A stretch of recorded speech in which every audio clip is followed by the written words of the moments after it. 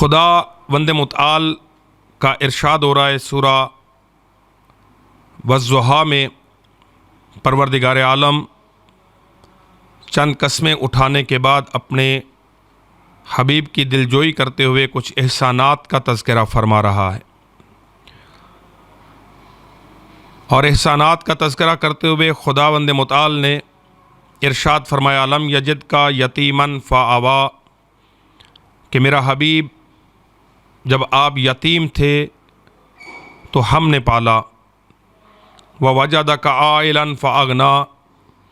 और जब आप कसम पुरसी की ज़िंदगी गुजार रहे थे तो हमने आपको गनी कर दिया। यहाँ मुफस्सिरीन ने इस आयत में तज़किरा फरमाया है जनाब खदीजा सलामुल्लाह अलैहा की दौलत का, कि जब हमने आपको कसम पुरसी की हालत में पाया तो हमने माल खदीजा के ज़रिए आपको गनी कर दिया। ये वो पहली उम्मुल मोमिनीन है कि जिसे ज़ौजा रसूल होने का शर्फ़ हासिल हुआ। यकीनन मिल्लत इस्लामिया के उलमा पर यह बहुत बड़ी ज़िम्मेदारी आयद होती है कि वो नस्ल नौ के सामने इस मोहसना इस्लाम के एहसानात का तज़किरा करें, ताकि मालूम हो कि जिस हस्ती को अल्लाह ने चुना है मलका इस्मत व तहारत की माँ बनने के लिए, उस बीबी का मकाम अज़मत क्या है। हम बीबी की ज़िंदगी पर अगर नज़र दौड़ाएं तो तीन हिस्सों में हम इस गुफ्तगू को ले सकते हैं। क़ब्ल इस्लाम की ज़िंदगी के जनाब खदीजा की वो ज़िंदगी जो ज़माना जाहिलियत के माशरे में गुज़री, वो ज़िंदगी जनाब खदीजा की क्या थी। ज़ौजे रसूल बनने के बाद की ज़िंदगी और इस्लाम का ऐलान होने के बाद बीबी की खिदमात क्या थीं, और फिर आखिरी जो हिस्सा बीबी की ज़िंदगी का है वो है शाब अबी तालिब में, जब ये काफ़िला इस्लाम महसूर हो गया तो उस शाब अबी तालिब में बीबी का किरदार क्या था। इब्तदाई तौर पर जब हम नज़र दौड़ाते हैं तारीख़ इस्लाम पर, तो क़ब्ल इस्लाम जो बीबी की ज़िंदगी है उसमें हमें जनाब खदीजा की ज़िंदगी के तीन पहलू बहुत अहमियत के हामिल नज़र आते हैं। कि बीबी एक ताजरा के तौर पर बेहतरीन और कामयाब तजारत करने वाली हैं। दूसरे एतबार से बीबी की ज़िंदगी का पहलू समाजी और माशरती खिदमात इंजाम देने के एतबार से बेहतरीन समाजी कारकुन हैं। एक फ़साद और बेरूह मुआशरे के अंदर इस अंदाज से ज़िंदगी गुजारने के एतबार से बीबी तैयबा और ताहिरा हैं। और यकीनन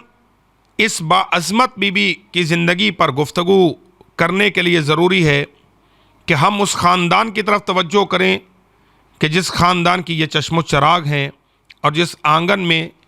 जनाब खदीजा सलामुल्लाह अलैहा ने आँख खोली। हम अगर बीबी के शजरे की तरफ तवज्जो करते हैं तो जनाब खदीजा सलामुल्लाह अलैहा का शजरा वही शजरा है जो रसूल खुदा सल्लल्लाहु अलैहि वसल्लम का शजरा है। वालिद बुज़ुर्गवार की तरफ से यानी जनाब खुवैलद बिन असद की तरफ से जनाब खदीजा चौथी पुश्त में जाकर जनाब कुस्सै बिन कल्लाब से रसूल खुदा के साथ शजरे में मुश्तरक हो जाती हैं। रसूल खुदा के शजरे में चौथे दादा रसूल के जनाब कुस्सै हैं, और वालिद की तरफ से जनाब खदीजा के भी चौथे दादा जनाब कुस्सै हैं। इसी तरह अगर हम जनाब खदीजा की माँ की तरफ से मादरी शजरे पर जाते हैं तो मादरी शजरे से जनाब खदीजा सलामुल्लाह अलैहा रसूल खुदा के साथ आठवीं पुश्त में जाकर फिर शरीक हो जाती हैं। तो इस एतबार से रसूल खुदा का शजरा और जनाब खदीजा सलामुल्लाह अलैहा का शजरा एक ही शजरा है, और ये दोनों एक ही ख़ानदान के चश्मो चराग हैं। यानी कुरैशी होने के एतबार से और بنی عبد مناف ہونے کے اعتبار سے ان کا شجرہ ایک ہی ہے۔ جناب خدیجہ کے آباء و اجداد کی خدمات پر اگر ہم جاتے ہیں تو جناب اسد جو دادا ہیں جناب خدیجہ کے، انتہائی بہادر، شجاع، غیرت مند، باہمیت افراد میں سے ان کا شمار ہوتا ہے۔ تاریخ میں ایک بہت بڑا کارنامہ انجام پایا جس کا نام تاریخ نے رکھا معاہدہ حلف الفضول۔ اس حلف الفضول کے اندر جو تجویز پیش کرنے والی شخصیت تھی، اس شخصیت کا نام جناب اسد ہیں جو جناب خدیجہ کے دادا ہیں۔ اسی طرح اگر ہم جناب خدیجہ کے والد بزرگوار کی طرف توجہ کرتے ہیں جناب خویلد پر، تو جناب خویلد جہاں عرب کے بہت کامیاب تاجر تھے، وہیں پر ایک انتہائی بہادر انسان تھے۔ عرب میں جب طبا یمن کا بادشاہ جس نے حملہ کیا عرب پر آ کر اور پورے مکہ کو اس نے یرغمال بنایا، اور مکہ کو یرغمال بنانے کے بعد کوشش کی کہ حجر اسود کو اٹھا کر وہ مکہ سے یمن لے جائے، تو اس طبا کا راستہ روکنے والی ذات جناب خدیجہ کے والد بزرگوار تھے، جنہوں نے اسے مکہ چھوڑنے پر مجبور کیا۔ نہ صرف مکہ چھوڑنے پر مجبور کیا، یعنی مکے والوں کو آزاد بھی کروایا، خانہ خدا کی حفاظت بھی کی، حجر اسود کو بھی محفوظ رکھا، اور طبا نہ صرف مکہ چھوڑ کے واپس جانے پہ مجبور ہوا بلکہ جاتے جاتے کعبہ پر غلاف کعبہ بھی چڑھا کے گیا۔ تو اس خاندان کی چشم و چراغ ہیں جناب خدیجہ سلام اللہ علیہا۔ یہیں سے ہمیں سمجھ میں بات آتی ہے۔ اور ایک شخصیت اور جو اس خاندان کی انتہائی معروف ہے، جو چچا زاد ہیں جناب خدیجہ کے، جس کا نام ہے ورقہ بن نوفل، جو یہودیوں کا بھی بہت بڑا عالم ہے، اور پھر یہودیت سے جب عیسائیت کی طرف آیا ہے تو پھر عیسائیوں کا بھی بہت بڑا عالم تھا، اور تورات کا اور انجیل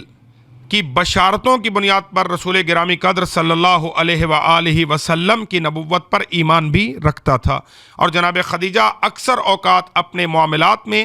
ورقہ بن نوفل کے ساتھ مشورہ کرتی تھیں، جس سے جناب خدیجہ کی اس بصیرت کا بھی علم ہوتا ہے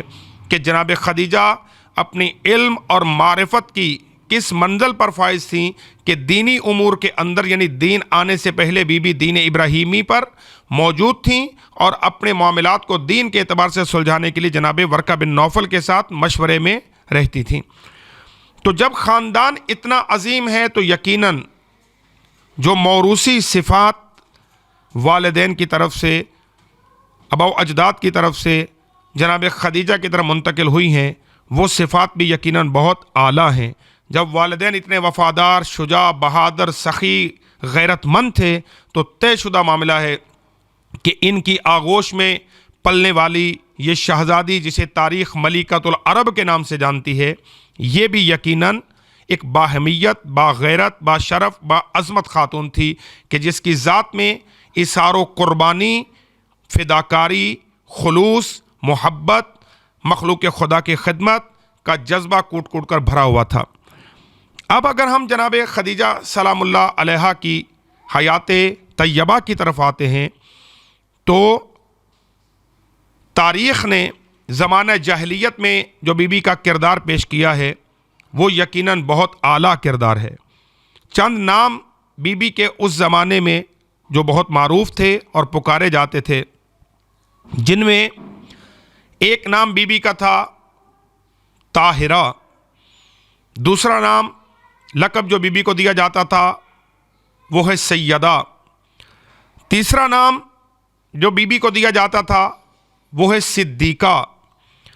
چوتھا نام جو بی بی کا معروف تھا وہ ہے ام المساکین،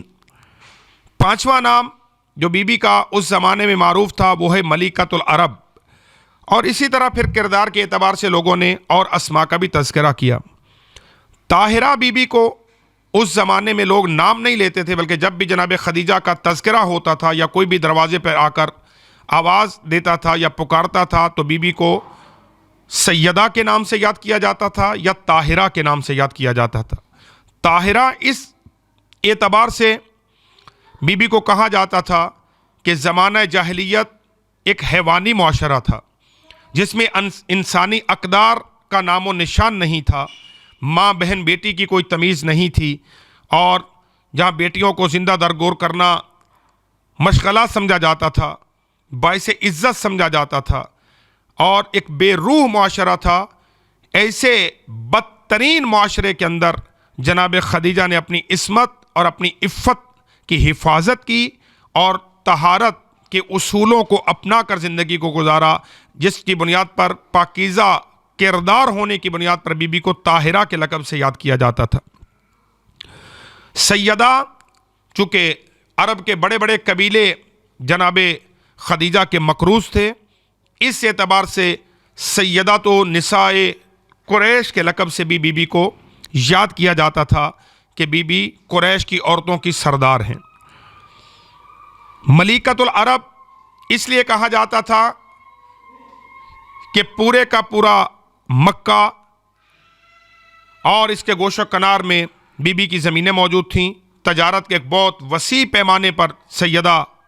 کا کام تھا، لہٰذا اس بنیاد پر بھی بی بی کو ملیکۃ العرب کہا جاتا تھا کہ جتنی دولت خدیجہ کے پاس ہے اتنی دولت کسی کے پاس نہیں ہے۔ صدیقہ کا لقب بی بی کی صداقت کے اعتبار سے دیا گیا کہ جب لوگ اپنے کاروبار کو چمکانے کے لیے، اپنا پروفٹ بنانے کے لیے، مال کمانے کے لیے جب اپنے کاروبار میں جھوٹ کا سہارا لیتے تھے تو جناب خدیجہ اپنے کاروباری معاملات کو سلجھانے کے لیے اور اپنے کاروبار کے معاملات کو انجام دینے کے لیے صداقت کو پیش نظر رکھا کرتی تھیں۔ اس صداقت کی بنیاد پر بی بی کو صدیقہ کا نام دیا جاتا ہے۔ بہت اہم نقطہ اور بہت اہم سلسلہ جو بی بی کی زندگی میں زمانہ جاہلیت میں تھا وہ ہے مساکین اور غرباء کی مدد کرنا، جس کی بنیاد پر بی بی کا نام پڑا ہے ام المساکین، یعنی مسکینوں بے سہاروں کی ماں۔ جس طرح ایک ماں اپنی اولاد کے لیے اپنا تن من دھن قربان کرتی ہے اور اپنی اولاد کی آسائشوں کے لیے، ان کی تکالیف کو دور کرنے کے لیے ہر حالت میں کچھ امور کو انجام دیتی ہے، اسی طرح جناب خدیجہ سلام اللہ علیہا عرب کے معاشرے کی مساکین بے سہارا افراد کو پناہ دیتی تھیں، اور علماء نے، سیرت نگاروں نے اپنی تاریخوں میں لکھا کہ جناب خدیجہ کے محل میں ایسے کمرے موجود تھے کہ جو وقف تھے فقط اور فقط مساکین اور غرباء کے لیے۔ کنیزیں اور غلام رکھے ہوئے تھے جو مختلف قبائل کے اندر جاتے تھے اور جا کر دیکھتے تھے کہ جس کے گھر میں ایسی بچی موجود ہو جس کی کفالت وہ نہیں کر پاتے، یا وہ اپنی اس شرمندگی کو چھپانے کے لیے اگر اس بچی کو زندہ درگور کرنا چاہتے تھے تو جناب خدیجہ ان غلاموں اور کنیزوں کے ذریعے سے اس بچی کو گود لے لیا کرتی تھیں۔ اور تاریخ میں، جس میں ڈاکٹر انصار الدین مدنی نے اپنی کتاب ام المومنین حضرت خدیجہ الکبریٰ سلام اللہ علیہا میں یہ جملے لکھے کہ اکثر ایسا ہوتا تھا کہ مائیں اپنی بچیوں کو زندہ درگور ہونے سے بچانے کے لیے رات کی تاریکی میں اپنی نو مولود بچیوں کو کپڑے میں لپیٹ کر جناب خدیجہ کے محل کے دروازے پر رکھ جاتی تھیں، اور صبح جب کوئی غلام یا کنیز باہر نکلتا اور اس بچی کو اٹھا کے لاتا تو جناب خدیجہ اس کی کفالت کی ذمہ دار ہوتی۔ یعنی اس اعتبار سے تاریخی نقطہ نظر سے اگر ہم دیکھیں تو مکہ کی سرزمین پر بی بی دارالامان قائم کیا ہوا تھا، جس میں معاشرے کے نادار اور غریب و مساکین لوگوں کو سیدہ پناہ دیتی تھیں اور ان کی کفالت کی ذمہ داری اٹھاتی تھیں، جس کی بنیاد پر جناب خدیجہ کو ام المساکین کا نام دیا جاتا ہے۔ اب ان تاریخی شواہد میں ہم دیکھ سکتے ہیں کہ جناب خدیجہ بعد از اسلام ہی معروف نہیں ہوئی ہیں، بلکہ قبل از اسلام بھی بی بی کی سیرت، بی بی کا کردار اس اہمیت کا حامل تھا کہ بی بی ایک معروف و مشہور و معروف، اور اس زمانے میں بھی سیدہ اپنی ذمہ داریوں سے بخوبی آگاہ تھیں، جس کی بنیاد پر بعد از اسلام بھی بی بی نے اپنی انہی خدمات کو جاری و ساری رکھا اور رسول خدا صلی اللہ علیہ وآلہ وسلم کے ساتھ انتہائی فداکاری اور ایثار کا ثبوت دیتے ہوئے سیدہ نے اپنی زندگی کو بسر کیا۔ خدا وند متعال سے دعا ہے کہ پروردگار عالم ہم سب کو جناب خدیجہ سلام اللہ علیہا کی سیرت پر عمل کرنے کی توفیق عنایت فرمائے۔ والسلام علیکم ورحمۃ اللہ وبرکاتہ۔